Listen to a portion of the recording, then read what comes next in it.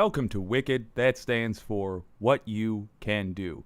It's a 2 for Tuesday, which means we're doing 2 streams today. Welcome to the second one, and boy howdy.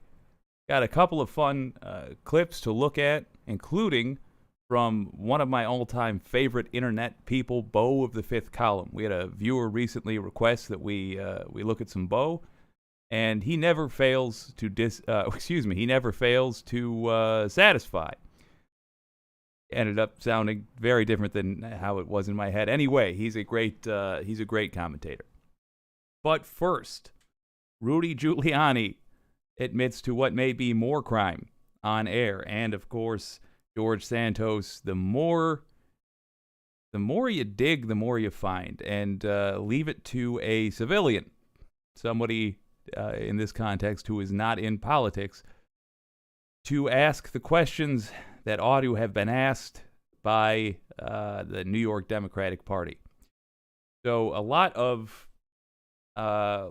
just fun clips. Let's get right to them. Ring of Fire recently did a vidya wherein they discuss Giuliani's on-air program, and he discussed the documents. Yes, the Trump stolen documents. Apparently, there was even less security with these than we thought. Here's Farron Cousins on Ring of Fire. You know, one of my favorite things about Rudy Giuliani is that the more he talks, the worse he makes things for his clients, both current and former. So true. And this past weekend, during his WABC radio program, which I didn't even know he had, kind of seems like a bad thing. But Rudy Giuliani explained that Donald Trump, when Giuliani was working for him, of course, would frequently tell Rudy to just go ahead and take those top secret documents or people's private info, take it home with you and look over it. Okay, so a big issue with Donald Trump was his mixing of personal business with political. There was a lot of ethical concerns, and among them was this figure, Rudy Giuliani. I want to remind you very quickly, before he goes into the details here, of what we're dealing with when we talk about Rudy Giuliani. He was one of the main people involved in the fake electors plot. It was his job in this scheme, as the January 6th committee revealed, to go around to the 7 states that they tried to get to overturn the election illegally, and coordinate with the GOP leaders there. So the state-level GOP in Arizona, Pennsylvania, Michigan, in Georgia, in the 7 states where they tried to do this, they were working with Giuliani. What is his position in the government? No position. He had none at the time. Simply working for Donald Trump. That is a criminal act, what he did. We would like consequences for that, by the way. But let's look at him admitting to some more crime. Here's what Giuliani had to say that, again, creates a lot of problems for Donald Trump. Here it is. Top secret files are very strange, he said. What concerns me, and this is because of politics, the total difference between Trump and Biden. Trump is going through a negotiation every president goes through. He took them and he put them in his home and he put them in a secure place. When I was his lawyer... Hold on. Wait a minute. Point of contention here. This is not the documents thing. It's not a negotiation every president goes through. Can you imagine that? A private citizen, which is what a former president is. A private citizen has national security documents. The government calls him up and says, hi, we'd like to get those back. Private citizen goes, will I let you have them? I suppose I'd be willing to part with them if, say, you gave me, let's just say $50,000. Negotiation? There's no negotiation. assuming it was an accident that you took these documents, which in Biden's case it appears to be, because he contacted the National Archives to give them back when it was discovered that he had them by his own people. Trump did not do that. There's no negotiation to be had. It's bizarre that he would, first of all, even admit that there was any resistance at all on Trump's part. Ridiculous turn of phrase, but the juicy part, believe it or not, is coming up. I mean, there was a period of time I was there like 10 straight days. I was vetting other people when he first became president and their tax returns. This is my training on top secret. I didn't take them out of Mar-a-Lago. He told me, oh, take them home with you. I'm not going to take Wilbur Ross's tax returns home with me. I could misplace them. Okay, Jesus.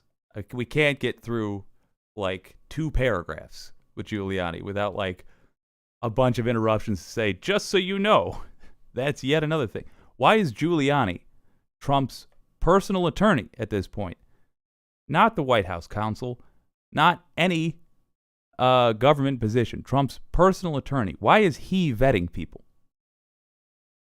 In what regard is he vetting them as Trump's personal attorney? For what business could he possibly have with these people? The answer is none. He had none.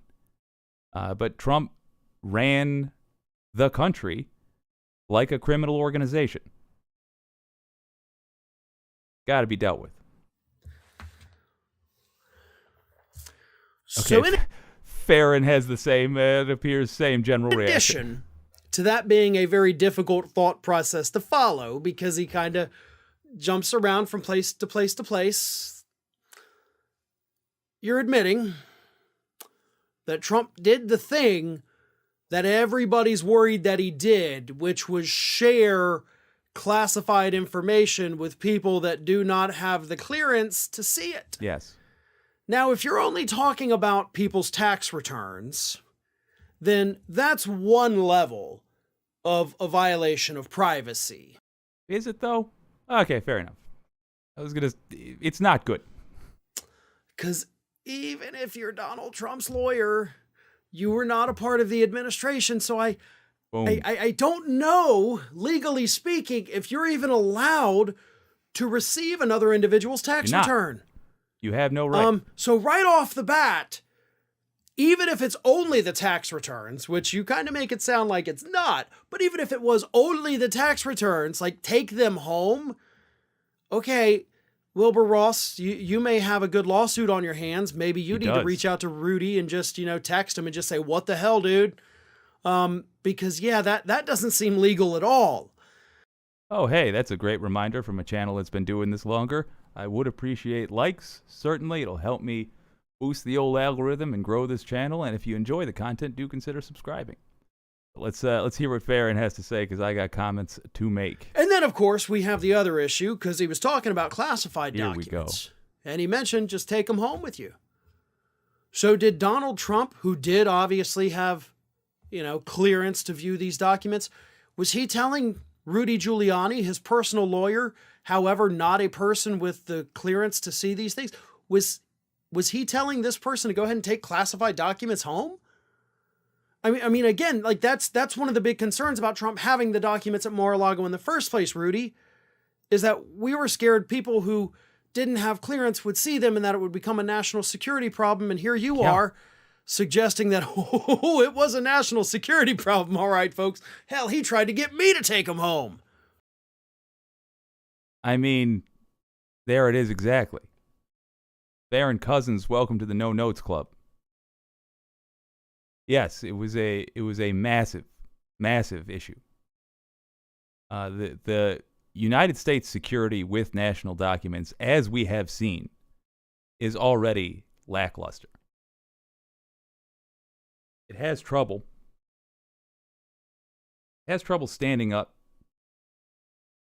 and standing up to scrutiny, even with honest actors. Joe Biden, no matter what else you may think of him, and I do not have a high opinion of the man, Joe Biden did not appear to intentionally take these documents. Why? Because as soon as it was discovered, first of all, because he was vice president at the time, gunning to be president. He ran for this position multiple times. Joe Biden had documents from his days as vice president and contacted the federal government as soon as he knew he had them. That speaks of A, integrity on his part, and B, the problems with America in terms of actually holding on to our security documents. It is an entirely different story when the people running this show have no integrity, have no ethics. You get people like Donald Trump telling his personal attorney, here, take some sensitive information and just take it home with you.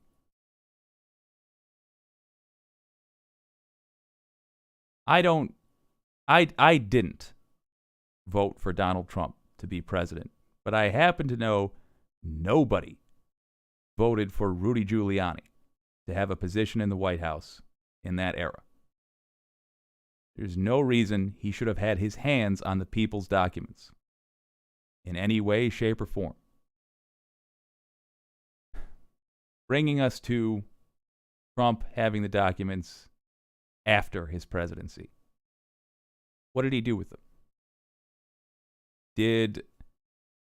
Was one of those incredibly lucky, by the way, real estate deals that happened after he left office that bailed him out of, for example, the old post office, a Washington building that he converted into a gaudy hotel.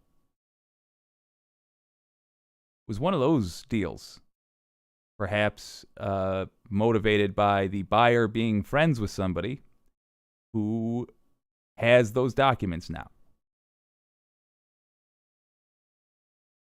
We don't know. And it's not a crazy question to ask when you consider how little these people are investigated. It leaves us in a situation where we have to speculate for the sake of our nation's security. Not a good place to be, man. The answer to this, as it is to so many other things, is to start holding the GOP accountable. Step one is to ensure that the Department of Justice knows that you see him and knows that you have an expectation of action.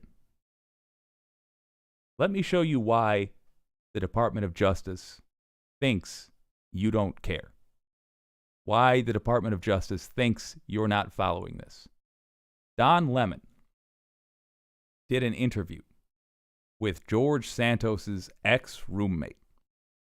And in that interview, an incredibly enlightening sentence was said that I would like to share with you so we can discuss it. Let's look at that interview, which, by the way, is hilarious. We're learning more about the lies New York Congressman George Santos told as a younger man about his family's wealth and his business success. His former roommate, Gregory Maury Parker, joins us now. And in full transparency, a little technical difficulty there. And so we're glad you're here and that you're able to hear us loud and clear. You good? Yes, I am. Good morning, Don. Thank you. Good morning. Thank you so much for joining us. Listen, you knew Santos for a number of years, starting in 2013. How did you end up living in the same house? So my lease in Astoria was up in Queens, and he was like, oh, well, the New York rental market is ridiculous. Come stay with me for, a month or two while we get everything, sorted out and try to find you a place. And I was like, oh, okay. So I took him up on it, moved in. It was definitely an interesting few months. Well, explain that to us. What was he like back then? Why do you say it was interesting? Well, he, I suppose the biggest thing that I took away from it was like just delusions of grandeur. Like he would just go to bars with, like rolls of $100 bills. And, 3 days later, he would have no money. or, you know, he would constantly be saying, oh, well, you know, I'm going to sell my phone. I'm going to sell my phone. Do you know anybody who wants to buy it? And, you know, Look, no hate here. If you've ever lived a little bit, how do I say it? If you've ever had lived a little bit spare, let's say, belt's awful tight, you've had a couple of rough months, and that's standard for you. Everybody's had a friend like that, the I gotta sell my phone guy. And then 2 weeks later, they've got like a cheap-ass $50 phone that they got from a pawn shop, somewhat reliable because it only kind of understands their SIM card. It doesn't really work on their network. Been there. Sympathetic to that. It's sort of what he does after this that is the issue. I'm like, well, why are you selling it? And he's like, oh, well, don't worry about it. And it's just, things just started continuously spiraling and getting like kind of ridiculously crazy. You know, his mother was a housekeeper in Manhattan, and it just didn't seem feasible for him supposedly to come from all this generational wealth, if you will. And why are you doing the things that you're doing? It doesn't make sense to me. Well, he had made allegations that he came from generational wealth, and you're saying that his mother was a housekeeper in the city, in Manhattan. Yeah. So I just want to, in fact, he's done so well. There we go. I just want to praise Don Lemon a little bit here. Also, because I won't get many opportunities in the man's career to praise Don Lemon. Every compliment is backhanded. So that guy who he's talking to is not media trained. And it's the nature of doing the kind of show Don Lemon's doing. It was not the habit for the longest time for anchors to clarify like Lemon just did. It's a small thing, but it's the sort of crack in the armor that the GOP loves to take advantage of. So what he just said, taken in isolation, that former roommate, it does sound nonsensical. He said generational wealth, mom was a housekeeper. What he meant to say was it doesn't make sense because he says he comes from generational wealth, and yet his mom is a housekeeper. Don Lemon just lampshaded that and said, like, oh, what you're saying here is a little off. Good. Because the strategy of the GOP is to use confusion so that the people who are on their side will say, I can't understand this, I'm just going to assume I'm right. And the people who are not on their side will say, I can't understand this, I'll wait for the next thing, the next huge scandal to get angry. So thank you, Don Lemon, for keeping it clear. In Manhattan. Yeah. So people are going to wonder, and also, you know, you knew him through another name, right? The last name DeVolder. Yes, I've always known him as Anthony DeVolder. Yeah. So we know he used to go by, he said he went by George DeVolder - Santos for a while. Interesting, this guy lived with him for a while. Only ever knew him by that other name, Anthony DeVolder. God, man. Never known him as George Santos. I was actually quite surprised. I guess he went by his middle name and his mother's name. But yeah, no, I've always known him as Anthony DeVolder. Mm-hmm. So listen, you know, people, Greg, are going to wonder why you're coming out. They're going to say, well, that's his side of the story. And do need to tell our viewers that we did reach out to George Santos's representatives, his lawyers, and we haven't heard back from them. Although we have been trying since this story started to get an interview with him. He has declined. His representatives have declined. And even his office in Washington. You say something wasn't adding up between the way that Santos talked about himself and the life that he led, right? His name, Anthony DeVolder, as you knew him, his wealth and what have you. What else doesn't add up? What else? Well, just I kind of assumed that he had made up, about going to Baruch and NYU. But then I thought, well, maybe I was wrong, after the election. because I'm sure the DCCC, and the RNC would have, investigated him. And right there. Right there. That is the primary issue that we have in. Let me take that back. Outside of the Department of Justice, outside of the actual written into law people whose job it is to hold people in line, when it comes to just the population, that's the main problem we have. The assumption that somebody would have taken care of it. The bystander syndrome. It's not that we're dumb. It's that we assume there is more competence going on behind the scenes than there actually is. This guy, he's not dumb. He thought, well, I don't think George Santos went to any of these things. Or excuse me, he knows him as Anthony DeVolder. I don't think Anthony went to these colleges. And then he saw this guy now going by George Santos out there saying that he went to these colleges, and he assumed that either the state GOP or the state Democrats would have chimed in and said something if that wasn't true. He assumed, in other words, that Santos would have seen consequences if it wasn't true. And when he didn't see consequences, he assumed it was true. Until later. Until it was too late. When it did come out. When somebody did get off their butt. And I believe it was local journalists, actually, that finally found this out. So, I'm assuming, if you're watching this show, just based on our reach, based on who tends to watch it, I'm assuming you do know that Donald Trump really did violate the law a whole lot.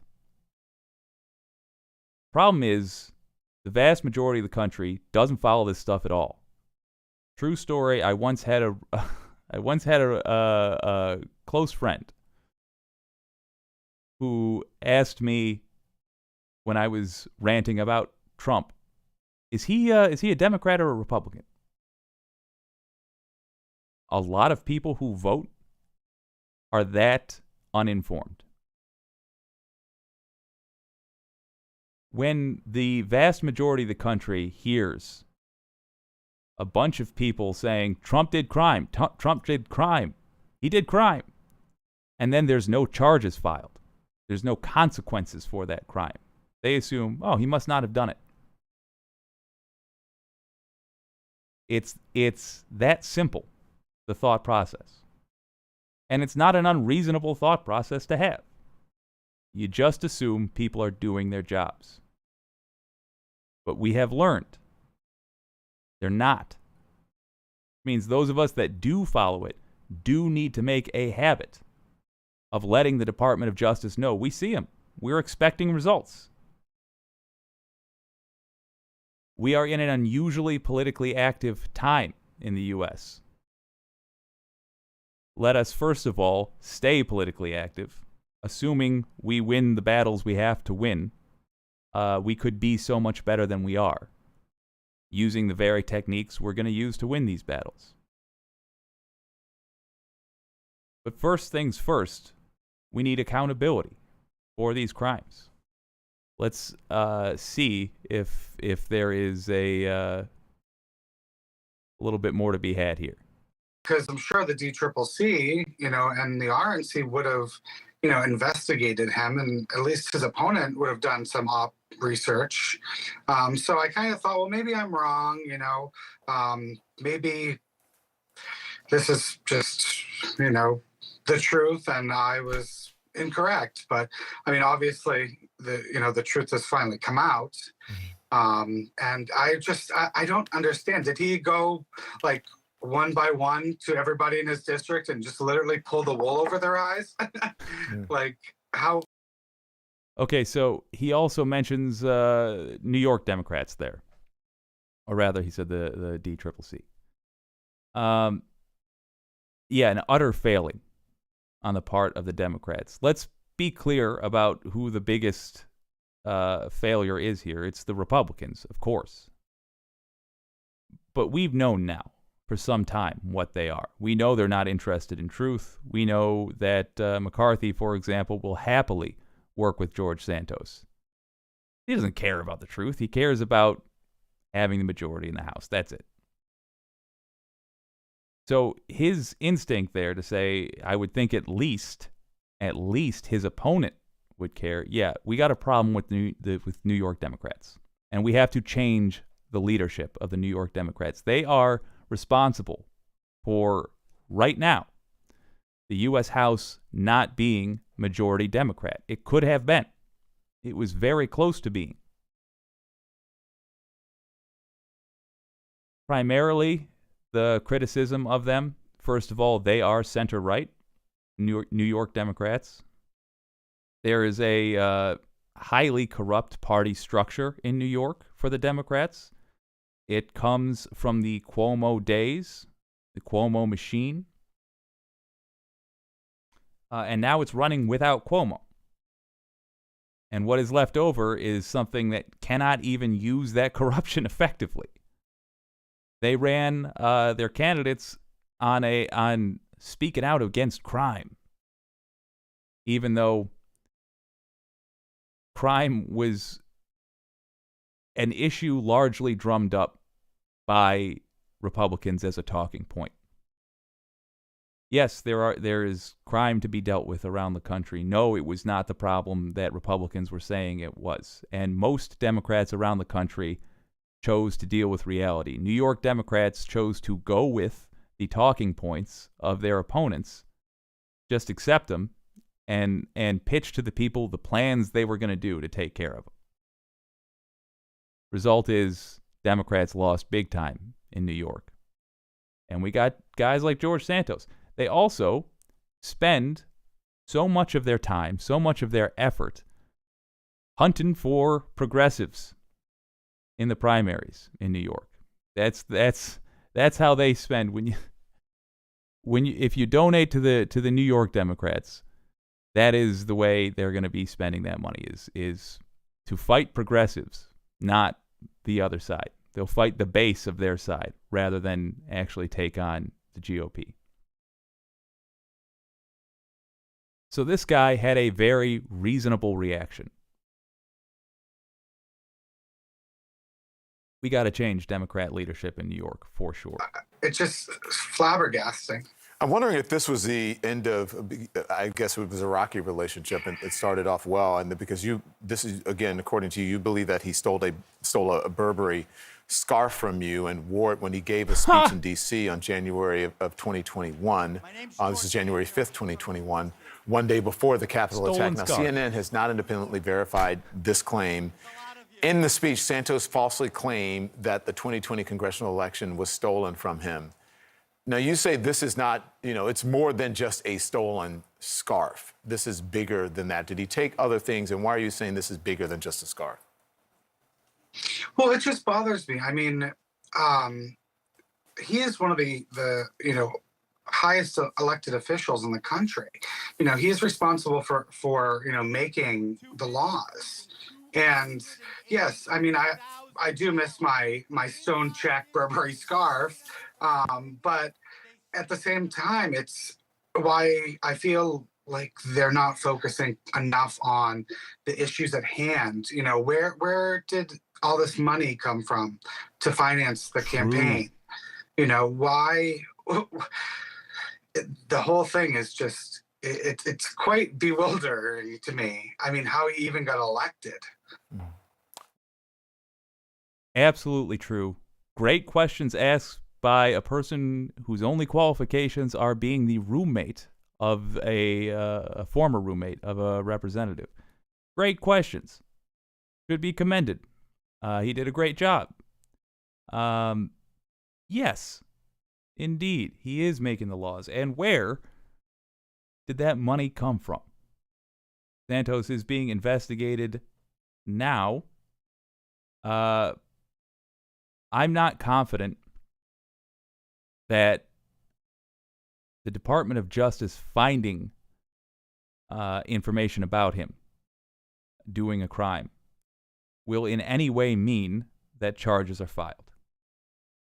The standard line we hear is, well, you have to have an airtight case. If you're going to file charges, the case has to be absolutely certain. And that is only true, I find, when it comes to politicians, when it comes to rich people. They can be pretty sure when it comes to you or me. They can say, more likely than not, when it comes to you or me. When it comes to politicians, no. Not only do they have to be sure, they have to be sure that you know and are expecting results. Links in the description if you're interested in putting pressure on them. Well, one of my favorite internet people is named Beau of the Fifth Column. Yes, I like his beard. Yes, I like his very relaxing manner of speaking. But mostly what I like is that he is sharp as a tack. And his way of breaking down what is wrong with various issues it's an art.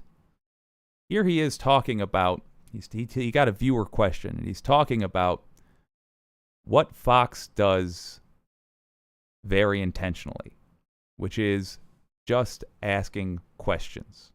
Have a listen. Well, howdy there, Internet people. It's Beau again. Howdy, Beau. Today we are going to talk about the news. And we're going to talk about the process of just asking questions.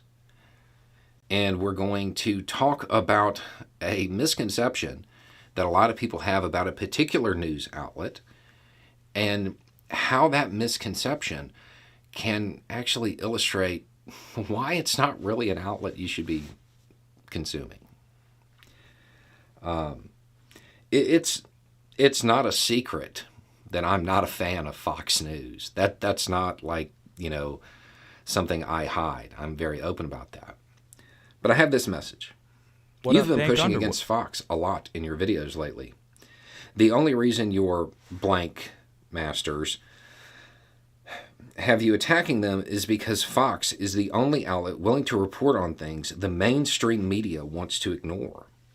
They're the only outlet informing real patriots, all caps. Okay. That I'm fairly sure he doesn't talk about this. That concept annoys me. I hear that so much from the far right. Like, real patriots only get their information from X or Y. What is a real patriot in their estimation? I truly don't understand that. It's not a rhetorical question. I don't know what they're picturing, I guess. My masters, huh? Yeah, it's totally unsurprising that the person who sent me a message trying to defend Fox News managed to work in a slur. That's not a surprise. Going to come back to that in a moment. Okay, so the reason I don't like Fox is because they are very economical with the truth. More importantly, they just ask questions. They go through a process, and it's called just asking questions. And the purpose of doing this is to ask questions in a way that leads the viewer to believe something that the outlet can't just come out and say, because it's just overtly false. If you saw our video on the differences between misinformation, malinformation, and disinformation, Fox News, you might remember, made an appearance. What Fox does is called malinformation. And it's exactly what Beau just said. They will take true facts and present them in isolation with the intention of deceiving their audience. That is what Fox does. They ought to have any licenses they possess revoked for that reason, because they do it intentionally. And they get called out on it. So what they do is They ask questions in a leading manner to get somebody to the right conclusion. Are you aware of anybody that does that on Fox News? Can you think of why they would do that? Do you know what they look like? Does he have brown hair? Does he wear a bow tie? Does his voice go up and he always looks confused? That's why. And this is how they get you to believe things that aren't true. They ask questions of the viewer. If they were a news outlet, they should be informing, not asking questions. Boom. Right? Okay. So here's the part of this. Got to be said, he's very likely to wind up in the No Notes Club. I'm going to let him power through this, and then I have a few additions. That is really important because I see it a lot with Fox. They report on things the mainstream media won't report on. Sure, okay. I mean, that makes sense. But do me a favor real quick. See what the highest rated cable TV shows are. Yep. They're on Fox, right? Fox is the mainstream media genius. That's just something else they've lied to you about. They've tricked you with. And they it's are not maddening. informing some band of plucky upstart patriots. They are the mainstream media. You are not special for watching Fox News. That's not a thing. That's what they try to appeal to. They try to cast that image. But they are the mainstream media. They are the big outlet. Watching Fox doesn't make you special. It makes you average. Below average, really. Painful. Yes, true. They are indeed the mainstream media. Also, those numbers should be terrifying. You want to know why Trump can do all the insane things he did in office and still get 77 million votes? Fox News is why. Average people can watch Fox News and tell themselves they have gotten informed for the day because they watched Tucker Carlson or Sean Hannity or any other propaganda piece. They're walking around out there making decisions and reacting to the world based on Republican propaganda. And that propaganda is getting crazier and crazier. Do remember, there's the nightmare caravans right before an election, and then after, the caravans disappear. There's the war on Christmas, which was and is simply a way to distract people by focusing on folks that say Happy Holidays instead of Merry Christmas. Because how dare they recognize that not everybody has the same religion. There's people out there that consider themselves informed and yet only listen to Fox News. Incidentally, in surveys, the people who only watch Fox are consistently ranked below in terms of information they possess, in terms of knowledge of what's going on, ranked below people that say they don't watch any news at all. That is how bad this network is.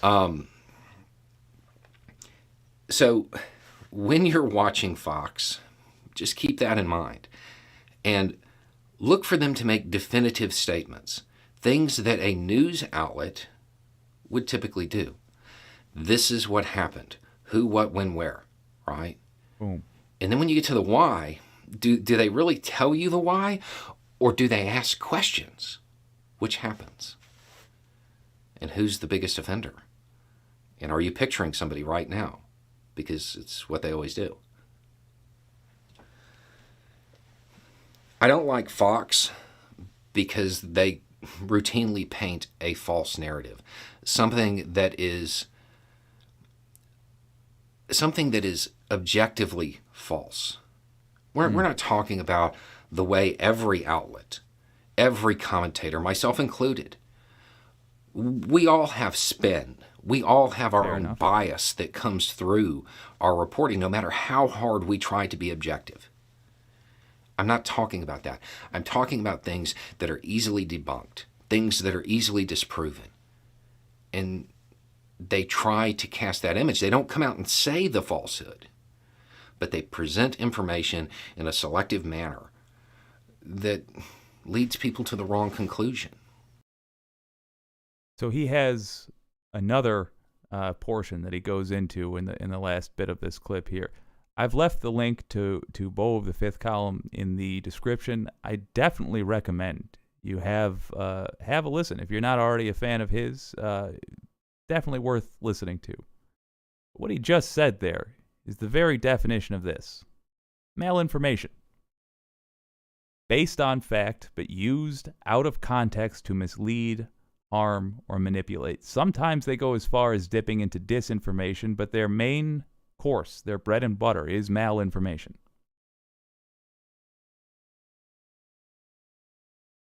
The problem that we have people in the country who are making decisions based off of the malinformation presented by Fox News.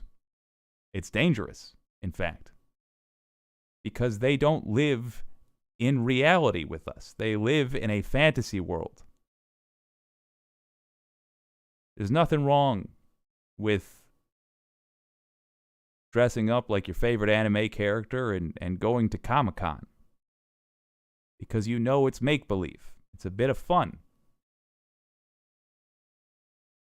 If, however, you start carrying around a real sword and chopping people up because you believe you're living in Bleach, that's a problem. Fox News is a problem because they're trying to convince right-wingers that the crazy X-Files version of their craziest conspiracy theories is the real world. Why we have people trying to break into FBI headquarters with a nail gun and kill people. It is why we have a group trying to kidnap Gretchen Whitmer and kill her. It's why we have somebody kicking in Nancy Pelosi's door and beating her husband in the head with a hammer. Why we have terrorism as a serious concern in this country, and why we are constantly putting out fires started by domestic terrorists. I was saying that metaphorically, but also quite literally sometimes. We're past the point of being able to deal or being able to give Fox a pass on this. In fact, I would argue that we're going to ram up with the need to deal with them as part of solving the greater problem. The problem must first start by getting addressed by the Department of Justice in terms of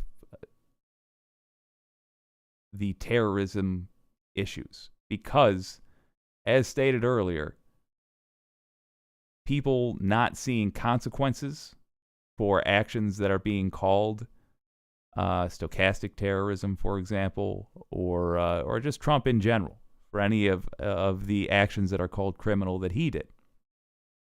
People not seeing consequence for that is a major part of this. It's why they are able to believe Fox News and why they only will listen to them. They need to see, first and foremost, that they have been malinformed. When Trump gets the handcuffs on him, they need to turn to another network to explain it to them because they understand that Fox does not inform them.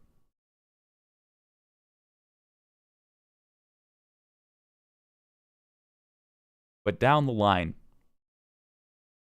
actual consequences for Fox News, whether that is held in civil court or criminal court, needs to be addressed. In the show notes, you have contacts for the DOJ. I definitely recommend you use them. Tell them that you want to see charges filed against Donald Trump, if you're in one of the 5 states listed, you have a special opportunity because you can get state investigations started in the fake electors scheme. And I would warn you that if we rely only upon federal investigations to seek charges for Trump in these matters, probably a lot of the GOP in your state who were involved with trying to nullify your vote, in other words, do a coup, will not be part of that investigation. So you benefit greatly by having your state separately investigate this. I recommend you tell them, you tell your attorney general that that's what you want done. Because remember, they think you're George Santos' roommate. They think you're waiting for them to tell you what's right, what's wrong, or whether or not they should have done something. And yet we always find out they let these people get away. So don't wait for them to tell you. Tell them you're watching. Mary says, speaking of George Santos, I don't understand. In any job, a lie on the application is cause for immediate dismissal. Why can't a person/people from George Santos' district sue him for false representation? It's a great question. We don't have the ability to recall a politician for lying, to my knowledge, in the Constitution. I know you can. I believe in New York. Well, let me think. Yeah, 2/3 vote of the House of Representatives could get him kicked out, and it's not inconceivable that that would happen. I think it's more likely that he's going to go of his own volition after negotiating with the FBI about campaign finance charges. In other words, in lieu of actually getting a prison sentence, he might simply agree to no longer be the representative for Long Island, or whatever district that was in Long Island. But as far as his actual constituents suing him, I don't know enough about New York law that's to tell you for sure it's not possible, but my understanding is currently, my current understanding is that it's simply not an ability possessed by the constituents in that area. It's unfortunate, certainly worth considering making that so. Fortunately, the reality is the only way the constituents of George Santos have to react to his lies is to wait for the next election and vote for somebody else. However, the Department of Justice can and should investigate him, and his constituents, just like you can contact them and tell them that that's what they expect him to do. Speaking of, I really want to bring to everybody's attention, first of all, thank you for joining me on this 2 for Tuesday. Love doing the show. Love talking to you guys. I would like to encourage people to actually take action, and I would like those of you who are the most confident to show other people how it's done. If you do write your representative about anything, if you do write the DOJ, let me know in the comments. I do something called the Wicked Citizen of the Day, and I just want to highlight the people that are out there making their voices heard and thereby positively affecting America. Here's our first ever Citizen of the Day. Spear 5102 contacted their representative and their governor. They signed the petitions for citizen take action. That, by the way, is how to get big money out of politics. If you're sick of corporate donors deciding who gets to rule us, Citizens Take Action is the group to get in touch with. Signed up to volunteer for Citizens Take Action. Also posted that video at the time, that was the big money out of politics video, to Facebook and sent it to family and friends. You don't have to do all of that to be the Citizen of the Day. I sure do appreciate Spear 5102. But what I'd like to see is people contacting their representatives, to make that a habit amongst progressives. contacting the DOJ as well. If you do that, let me know in the description. Let me know in the comments, and I'd love to make you the next citizen of the day. Well, this has been a delightful 2 for Tuesday. Thank you for joining me. If you did appreciate the stream, I would appreciate a like and maybe even a subscribe if you're feeling squirrely. Why not? I will see you tomorrow. This is WYCD Wicked. That stands for What You Can Do. See you next time. You can tell that I make it look easy. It's a cheat code. It's a free throw. If it's so illegal, you can tell that I make it look easy. It's a cheat code. It's a free throw. If it's so illegal, yeah. The game is strategic, I'm bobbing and weaving. Don't argue with demons, okay? Ain't nothing between us, vacation on Venus. I mean it, I'm somewhere you ain't, okay? I feel like I'm Jordan when I turn the mic on a dangerous cycle. I make you a rival, I pray for the title. We making the finals, I pray we don't spiral, I pray we don't.